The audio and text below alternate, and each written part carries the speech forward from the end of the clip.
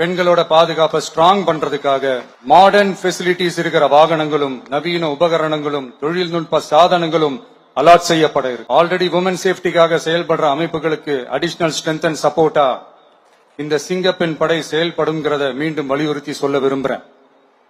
பெண்களுக்கு எதிரான குற்றங்கள் நடக்கிறதுக்கு முன்னாடியே அதை தடுக்கிற காவல் நடவடிக்கையில இந்த படை முக்கிய பங்கு வகிக்கும்.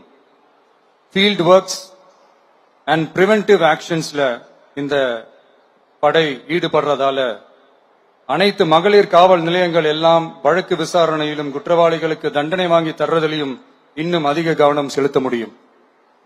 பெண்களை ஃபாலோ பண்றது, பாலியல் தொல்லை தர்றது, டார்கெட் பண்ணி திரும்ப திரும்ப தொந்தரவு செய்யறது, பெண்கள் கடத்தல் முயற்சி, பப்ளிக் பிளேஸ்ல அசிங்கமா நடந்துக்கிறதுக்கு பஸ்ல தொல்லை தர்றது, கூட்டத்துல பெண்களுக்கு தொல்லை தர்றதுன்னு இது மாதிரி தப்ப தடுக்கிறதுல ரொம்ப முக்கியமா இந்த சிங்கப்பெண் படை செயல்படும். பெண்களுக்கு எதிரான குற்றங்களை தடுக்க நடவடிக்கை எடுக்க இந்தியாவிலேயே முதல் முறையாக ட்ரோன் வாயிலாக பெட்ரோல் மூலை அறிமுகப்படுத்தப்படும். நம்ம வீட்டு பெண்கள் அவங்களோட ட்ரீம்ஸ் அண்ட் எக்ஸ்பெக்டேஷன்ஸ் என்ன அப்படின்றத நம்ம அரசு நல்லாவே புரிஞ்சு வச்சிருக்கு. அதை கொஞ்சம் கொஞ்சமா நாங்க செயல்படுத்துவோம்.